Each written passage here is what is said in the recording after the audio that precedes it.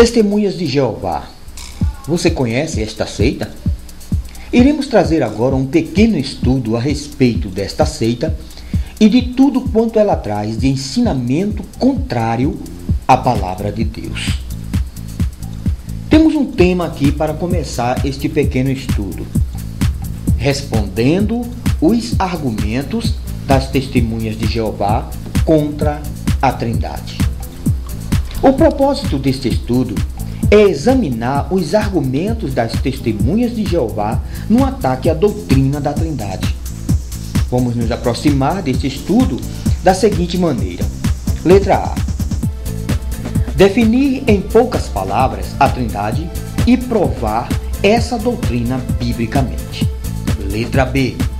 Analisar alguns argumentos usados pelas Testemunhas de Jeová para criticar a doutrina. E C.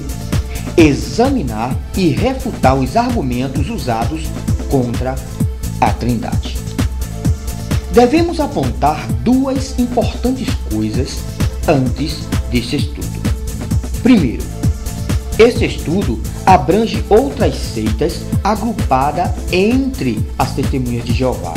Se refutarmos com propriedade os argumentos usados pelas Testemunhas de Jeová, saberemos também refutar os argumentos de outros grupos que negam a Trindade, desde que os tais se utilizem dos mesmos argumentos das Testemunhas de Jeová. 2.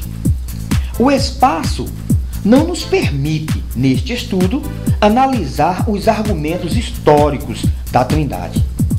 Faloemos só sobre o aspecto bíblico. Os fatos históricos são falseados pelas Testemunhas de Jeová para dar a impressão de que os pais da igreja também descriam da doutrina da Trindade. Uma das mais recentes obras apresentadas pelas Testemunhas de Jeová é a revista intitulada Deve-se Crer na Trindade?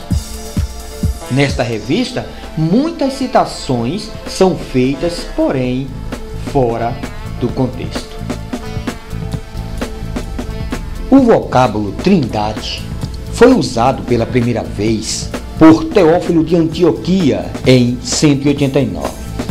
No livro Epístola a Autólicos 2:15, a doutrina da Trindade é assim definida: cremos em um só Deus, eternamente subsistente em três pessoas, o Pai, o Filho e o Espírito Santo. O Pai é Deus, o Filho é Deus e o Espírito Santo é Deus. No entanto, não são três deuses, mas Deus é um só. Vou repetir para você, preste bastante atenção. Cremos em um só Deus, eternamente subsistente em três pessoas, o Pai, o Filho e o Espírito Santo.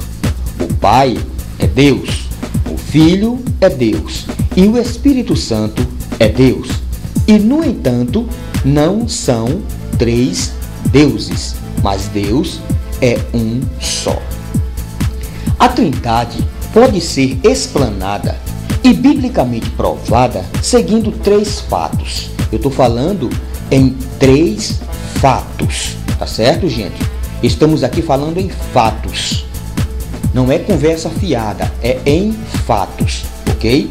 Então vamos para a Bíblia Sagrada. Primeiro, existe um só Deus. Eu também creio nisso. Deuteronômio, capítulo, abra sua Bíblia. Deuteronômio, capítulo 6 e o verso 4. Veja aí o que diz a palavra do Senhor. Ouve, ó Israel, o Senhor nosso Deus é o único Senhor. Deuteronômio, capítulo 6 e o versículo 4 diz: Ouve, Israel, o Senhor nosso Deus é o único Senhor, ok? Vamos também para Isaías. Vamos abrir a nossa Bíblia no livro do profeta Isaías, capítulo 43 e o versículo 10. Diz assim a palavra do Senhor. Isaías 43 e 10.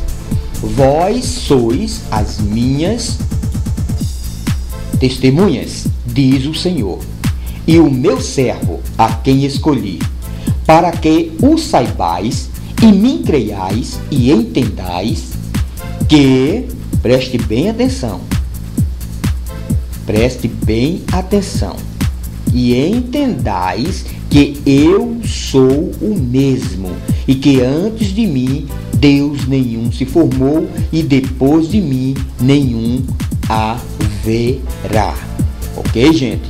Eu também creio nesta palavra, tá certo?